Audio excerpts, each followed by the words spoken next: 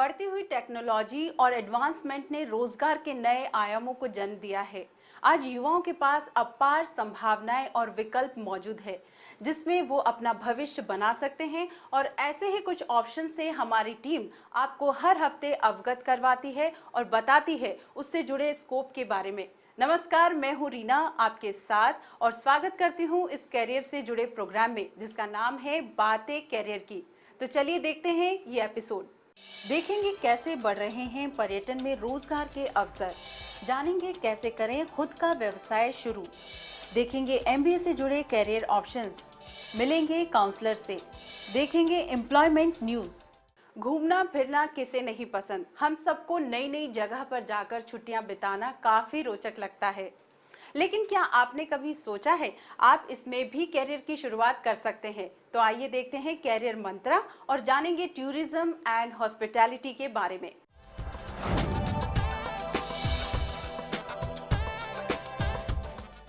Tourism and hospitality James jewellery और readymade garments के बाद तीसरी बड़ी इंडस्ट्री है। ये इंडस्ट्री देश की जीडीपी में अच्छा योगदान दे रही है।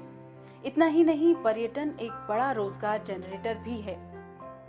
जनरल इंग्लिश की ट्रेनिंग होती है, फिर कंप्यूटर ऑपरेटर जैसे डेटा एंट्री ऑपरेटर है, फिर इंटरनेशनल बीपीओ है, डोमेस्टिक बीपीओ है, ये सारी ट्रेनिंग्स हम करते हैं। प्लेसमेंट हम पहले दिन से ही तैयार होता है। अगर हमें जो ट्रेनिंग कोई भी सेक्टर में अगर हम करते हैं तो पहले दिन ही हमारे पास डिमांड होती है, हिसाब से हम फिर कैंडिडेट्स को मोबिलाइज करते हैं।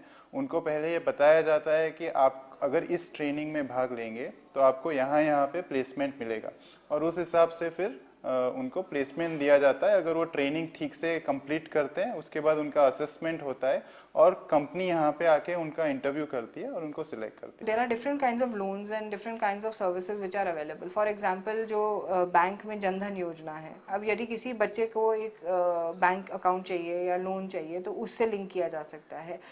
अधिकतर जो ट्रेनिंग प्रोग्राम्स हैं जैसे स्टार के अंडर होती है वो यूआईडी से लिंक्ड होती हैं। बहुत सारी और ऐसी स्कीम्स हैं जो अवेलेबल हैं जिनके बारे में बच्चों को अवेयरनेस नहीं होती है। हॉस्पिटैलिटी के क्षेत्र में आप अनेक पदों पर कार्यरत हो सकते हैं। फ्रंट ऑफिस डेस्क से लेकर स्टूवर्ड तक की नौकरी पा सकते हैं। कोर्स करने के बाद आप शुरुआत में लगभग 8 से 10 हजार रुपए तक महीना कमा सकते हैं।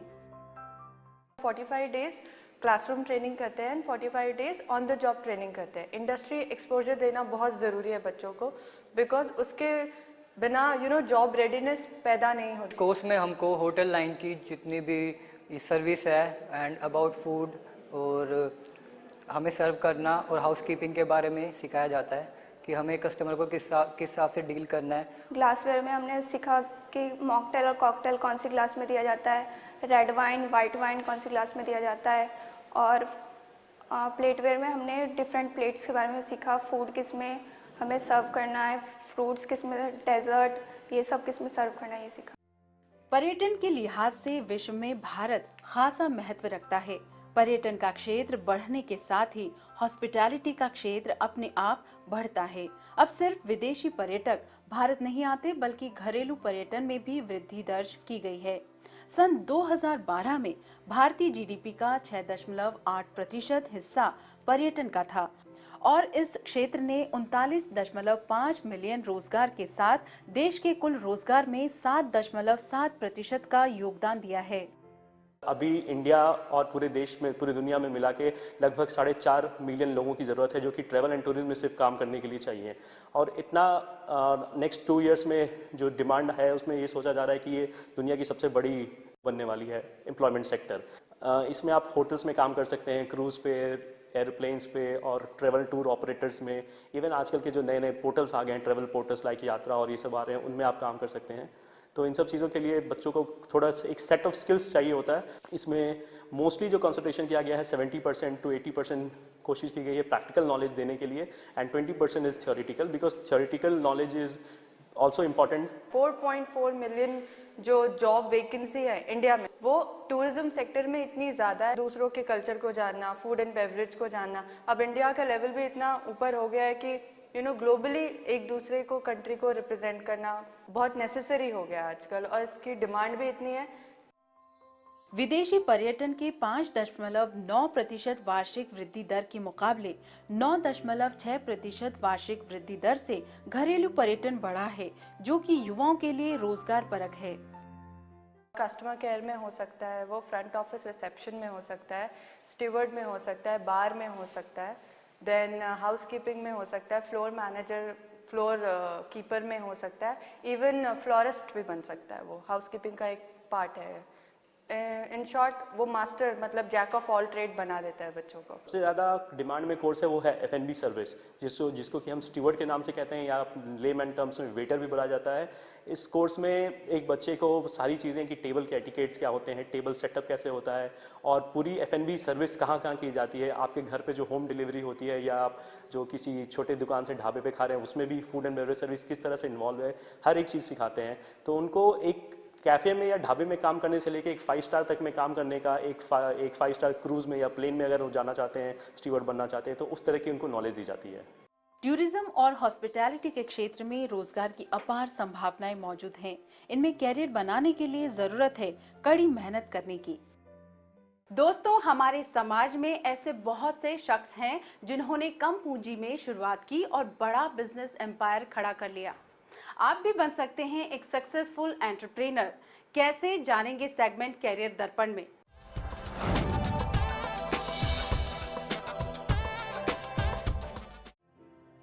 आज हमारे शहर का हर तीसरा व्यक्ति युवा है। आने वाले दशक में एक शहरी निवासी की औसत आयु 29 साल हो सकती है। एक रिपोर्ट के मुताबिक 2001 में 15 से 34 साल के युवाओं की जनसंख्या 353 मिलियन थी, जो कि 464 मिलियन हो सकती है।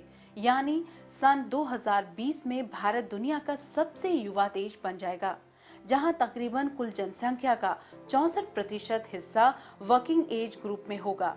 और शायद ये देश की बड़ी चिंता भी है कि क्या इतनी संख्या में युवाओं के लिए रोजगार सर्जन हो पाएगा, जबकि बेरोजगारी की दर पिछले कुछ सालों में लगातार बढ़ी है। 2011 में बेरोजगारी दर जहां 3.5% थी, वहीं 2012 में 3.6% हुई और 2013 में ये 3.7%, जो कि इस साल 3.8% हो सकती है। ऐसे में विशेषज्ञों का मानना है कि आप अपने आप को स्किल्ड करके न सिर्फ रोजगार पा सकते हैं, बल्कि खुद का व्यवसाय भी शुरू कर सकते हैं।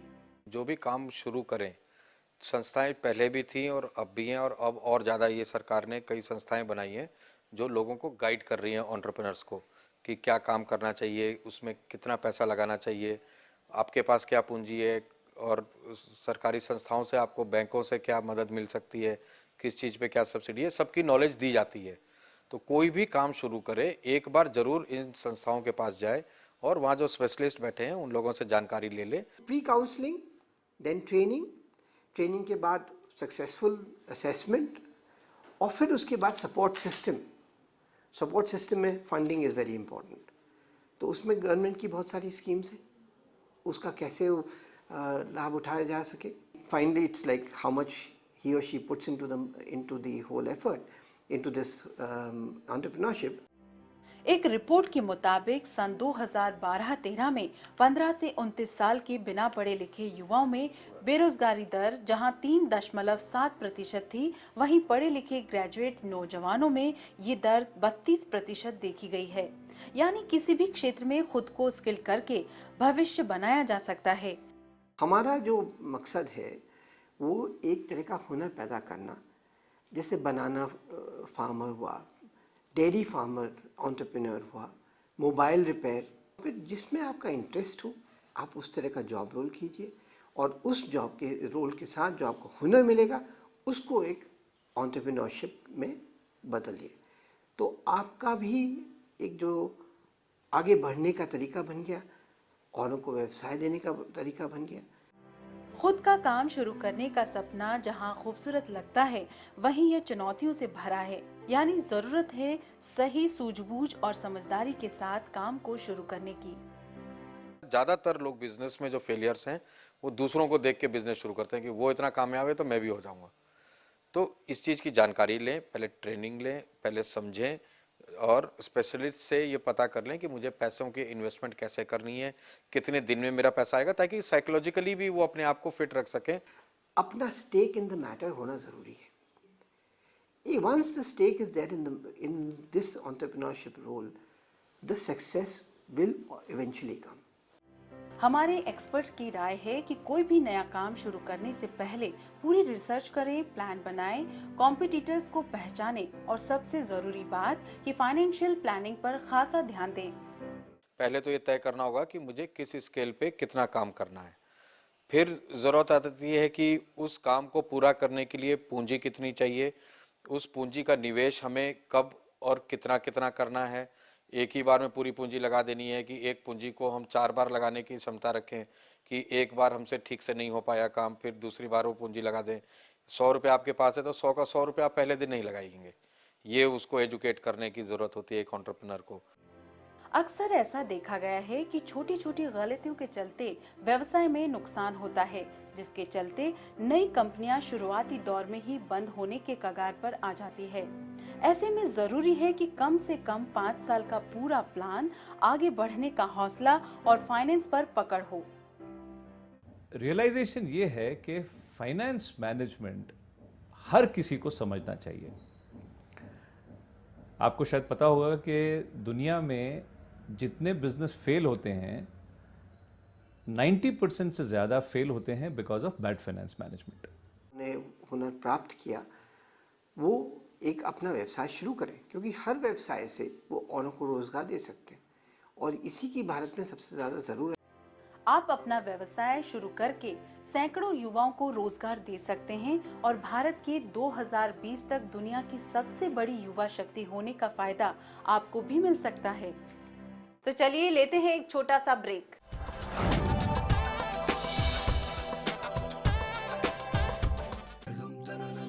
One day, my classroom will have no boundaries. One day, I will soar on the wings of global knowledge. One day, I will be surrounded by ideas from across the world. One day, I will make our world a better place. One day, I will be at Sharda University. The world is here at Sharda University. Where are you?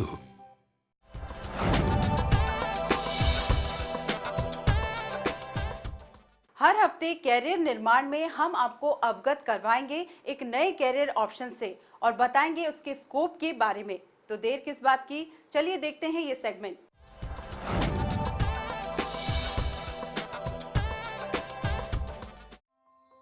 Bharat में बढ़ते corporate culture और globalisation ने जन्म दिया है रोजगार की अपार संभावनाओं को। कॉरपोरेट इंडस्ट्री की तेजी से बदलती तस्वीर ने युवाओं के सामने खोले हैं रोजगार के नए विकल्प। MBA यानी मास्टर्स इन बिजनेस एडमिनिस्ट्रेशन ऐसा कोर्स है जो आपको कॉरपोरेट वर्ल्ड में जुड़ने का मौका देता है। दुनिया में MBA सबसे ज़्यादा प्रोग्राम अडॉप्ट किया जाता है in terms of professional qualification. MBA के करने के बहुत सारे एडवांटेजेस हैं। Number 1, you can say it develops managerial skills. किसी भी काम करने के लिए you need managerial skills. What does that mean? It means to optimise the resources. जो भी आपके पास रिसोर्सेज है उसका मैक्सिमम यूटिलाइजेशन आप कैसे करते हैं मैनेज करके। Is it in terms of finance, it can be your product, it can be your human resource, it can be your financial resource as well. Agriculture की पढ़ाई कर रहे छात्र छात्राएं PGTM इन एग्री बिजनेस करके कृषि में मैनेजमेंट कर सकते हैं। ये कोर्स आपको सिखाता है एग्रीकल्चर के फील्ड में मैनेजमेंट के गुण। ये एक रेसिडेंशियल कोर्स है जहाँ पे हमें 2 साल के लिए पूरा 24/7 we are in the institute.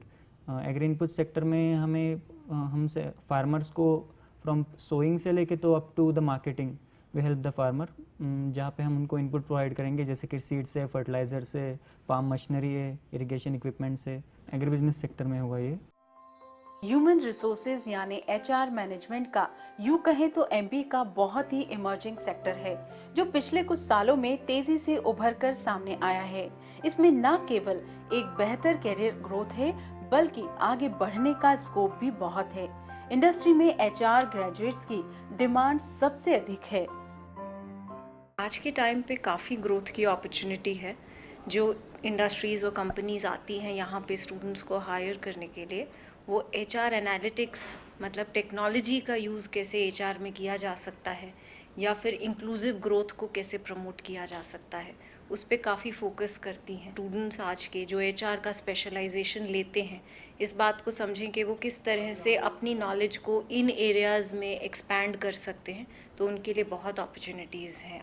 अगर आपको भी लगता है कि आप में अच्छे मैनेजर बनने के गुण हैं, तो मैनेजमेंट का ये क्षेत्र हो सकता है एक perfect career option.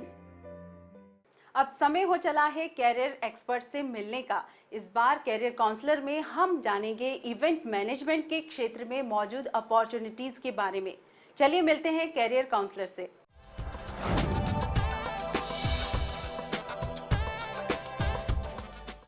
Live concerts, shows, events की बढ़ती संख्या ने एक नए कैरियर ऑप्शन को जन्म दिया है, इवेंट मैनेजमेंट। इस कैरियर में युवाओं को इवेंट कैसे मैनेज करें, उसे ऑर्गेनाइज कैसे किया जाए, ये सभी बातें सिखाई जाती है। तो जानेंगे इवेंट्स मैनेजमेंट के क्षेत्र में हमारे कैरियर काउंसलर से। आजकल बहुत बड़ी इंडस्ट्री हो रही है वेडिंग इवेंट्स को मैनेज करना, वो हो गया एक बेसिक। उसके अलावा छोटे फंक्शंस, बर्थडे पार्टीज, यहाँ से इवेंट स्टार्ट होते हैं। फिर हम नेक्स्ट लेवल पे जाते हैं तो एनुअल फंक्शंस, कॉलेजेस, स्कूल, ये सब आजकल प्रोफेशनल इवेंट मैनेजमेंट कंपनीज के थ्रू ऑर्गेनाइज होने लग गए हैं। Then we come to the next level, तो स्पोर्ट्स इवेंट्स होते हैं, इवन रिलीजियस इवेंट्स होते हैं आजकल। फिर then we come to corporate events. Corporate events में कॉन्फ्रेंसेज होती हैं, एग्जीबिशंस होते हैं। Then there are glamour oriented events, Bollywood events, music concerts, इसलिए बहुत ही टाइप्स के इवेंट्स हैं। कॉर्पोरेट इवेंट्स हैं जिनमें कॉन्फ्रेंसेज एंड एग्जीबिशंस, जिनमें जिन लोगों को कॉर्पोरेट्स में भी काम करना है और इवेंट भी मैनेज करना है, उनको अट्रैक्टिव लगते हैं। इवेंट मैनेजमेंट के क्षेत्र में अनेक प्रकार के रोजगार मौजूद हैं। सेल्स, मार्केटिंग, PR जैसी जॉब्स इस फील्ड में की जा सकती है। आप किसी भी अच्छे इंस्टीट्यूट से ग्रेजुएशन या पोस्ट ग्रेजुएशन करके कैरियर की अच्छी शुरुआत कर सकते हैं। थ्योरेटिकली चलें तो सिर्फ ग्रेजुएशन ही एलिजिबिलिटी है। उसके बाद there are courses, post graduate courses हैं इवेंट मैनेजमेंट में, वो भी अब आजकल लोग करने लगे हैं। ये हो गया qualificational aspect, but really the aspect that really matters is the experience in the related field. So experience is very important, क्योंकि इवेंट में पूरा प्लानिंग एंड मैनेजमेंट है, तो इसमें एक्सपीरियंस का रोल क्वालिफिकेशन से ज़्यादा है। किसी भी एग्जीबिशन कंपनी में नॉर्मली यूजुअली जो डिविजन्स होती हैं वो होती हैं, एक तो हो गया सेल्स एंड मार्केटिंग, ठीक है, फिर दूसरा डिवीजन होता है पब्लिक रिलेशंस, देन तीसरा फंक्शन होता है इसमें ऑपरेशंस, प्रोडक्शन, जो पूरा इवेंट को प्लान करते हैं, then there is event managers जो पूरे इवेंट को मैनेज करते हैं। So ideally sales, marketing, public relations and event management, operations and production, these are the divisions, और इसमें से किसी में भी आप एंटर कर सकते हो, और फिर इनका सबका एक हेड होता है जो इवेंट मैनेजर होता है। ये क्षेत्र अपार संभावनाओं से भरा हुआ है। आप इसमें एक उज्जवल भविष्य बना सकते हैं। बस आपको जरूरत है अच्छे कम्युनिकेशन स्किल्स और कड़ी मेहनत की। हार्ड वर्किंग तो होना ही होता है, उसके अलावा वर्किंग आवर्स का कोई सिस्टम नहीं है। Other than the usual 9 to 6 hours, long working hours होंगे और दिन रात आपको काम करना पड़ेगा और डेडलाइन के साथ काम करना पड़ेगा। इवेंट जिस दिन है उसी दिन है, उस टाइम तक सारा काम खत्म करना है। उसके अलावा इसमें इंटरपर्सनल स्किल्स बहुत अच्छे होने बहुत ज़रूरी हैं। पूरी टीम के साथ आपने मैनेज करना है, आपको बाहर के लोगों के साथ मैनेज करना है। फिर इसमें क्रिएटिविटी भी होनी बहुत ज़रूरी है। जिन लोगों में क्रिएटिविटी है वही इसमें ज़्यादा अच्छे से मैनेज कर सकते हैं। इसमें पूरी डिज़ाइन करना इवेंट को, उसमें हर एंगल पे सोचना कि कैसे ये दूसरे इवेंट से बेटर हो सकता है। इसलिए these are the basic characteristics that the person should have. इसमें कॉन्टैक्ट्स भी बहुत इंपॉर्टेंट है। जब आप किसी को एम्प्लॉय करते हैं, as an employer I can tell you कि मैं उसकी क्वालिफिकेशन से ज़्यादा इंपॉर्टेंटली ये देखती हूँ कि उसने कितने साल काम किया है, कितना एक्सपीरियंस है रिलेटेड इंडस्ट्री में, कॉन्टैक्ट्स और नेटवर्क कितना है। इवेंट इंडस्ट्री की अगर ग्रोथ की बात करें तो इसमें कोई शक नहीं कि ये इंडस्ट्री पिछले कुछ सालों में खासा उभर कर आई है। एक रिपोर्ट के अनुसार ये इंडस्ट्री 14% के एनुअल ग्रोथ के साथ 2015 तक 5,000 करोड़ तक के आंकड़े को छू सकती है। ऑलरेडी इतना बूम कर चुकी है इंडस्ट्री। अभी तो बहुत ज़्यादा इवेंट्स बढ़ गए हैं, क्योंकि basically India is a big country और दूर दूर से लोग जब, और बिजनेस लोगों को ज़्यादातर ऑल इंडिया अपना एक्सपैंड करना है, तो दूर दूर से आते हैं। कोई बैंगलोर से दिल्ली आएगा, एक दिन में कितने लोगों को मिलेगा। सो ये प्लेटफॉर्म बहुत ही ज़्यादा बढ़ रहा है, mainly for the size of the country also, क्योंकि logistically it is impractical for any person staying in one part of India to establish business contacts in the other part of India rapidly without such platforms. इसलिए इस वजह से बहुत बढ़ रहे हैं। And secondly technology is also playing a very major role. Technology के advancement से भी ये इवेंट्स बहुत अच्छे प्रमोट हो रहे हैं, इसलिए और लोग इन इवेंट्स में बढ़ रहे हैं। जिन युवाओं को नए नए लोगों से मिलना, घूमना फिरना पसंद है, उन युवाओं के लिए ये क्षेत्र बहुत ही लुभावना हो सकता है। फिलहाल लेते हैं एक break.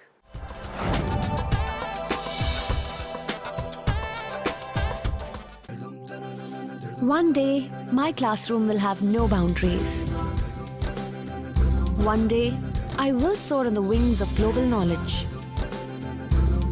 One day, I will be surrounded by ideas from across the world. One day, I will make our world a better place. One day, I will be at Sharda University. The world is here at Sharda University. Where are you?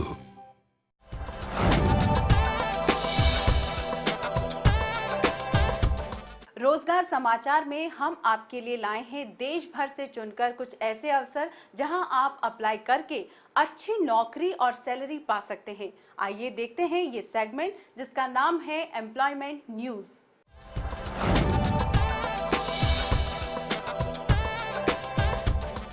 Union public service commission विभिन्न पदों के लिए आवेदन स्वीकार करता है। Senior scientific officer, assistant director जैसे अन्य पदों के लिए आवेदन करने की अंतिम तिथि 1 जनवरी 2015 है। आवेदक के पास पद अनुसार क्वालिफिकेशन होना जरूरी है। अधिक जानकारी के लिए यूपीएससी की वेबसाइट पर जाएं। Military engineer services, MES, peon, चौकीदार जैसे अन्य रिक्तियों के लिए आवेदन आमंत्रित करता है। आवेदक के पास पद अनुसार डिग्री होना आवश्यक है। अधिक जानकारी या ऑनलाइन अप्लाई करने के लिए 3 जनवरी 2015 से पहले दी गई वेबसाइट पर जाएं। स्टाफ सिलेक्शन कमीशन अपने कर्नाटक केरल रीजन के लिए आवेदन स्वीकार करता है। Senior technical assistant, data entry operator व अन्य पदों के लिए आवेदन करने हेतु 9 जनवरी 2015 से पहले अप्लाई करें। अधिक जानकारी के लिए वेबसाइट पर जाएं। तमिलनाडु पब्लिक सर्विस कमीशन यानी TNPSC हेल्थ ऑफिसर के पद के लिए आवेदन आमंत्रित करता है। अगर आपके पास BSc इन सैनिटरी साइंस या उसके बराबर कोई अन्य क्वालिफिकेशन है तो तुरंत अप्लाई करें। आवेदन करने के लिए अंतिम तिथि 9 जनवरी 2015 है। अधिक जानकारी के लिए TNPSC की वेबसाइट पर जा सकते हैं। त्रिपुरा पब्लिक सर्विस कमीशन अनेक पदों के लिए आवेदन आमंत्रित करता है। Senior research officer, veterinary officer और अन्य पदों के लिए लास्ट डेट 8 जनवरी 2015 है। आवश्यक है कि आवेदक ने पद अनुसार पढ़ाई कर रखी हो। अधिक जानकारी के लिए दी गई वेबसाइट पर जाएं। दोस्तों, हर हफ्ते आपके ईमेल्स का हमें बेसब्री से रहता है इंतजार, इसलिए हमें ईमेल जरूर करिए। हमारा ईमेल आईडी है bckddnews@gmail.com। आप हमें हमारे फेसबुक पेज पर भी फॉलो कर सकते हैं। एपिसोड को दोबारा देखने के लिए आप हमारे YouTube पेज पर भी जाकर सब्सक्राइब कर सकते हैं। अगले हफ्ते फिर मुलाकात होगी कुछ और नए करियर ऑप्शंस के साथ। तब तक के लिए हमें दीजिए इजाजत। नमस्कार।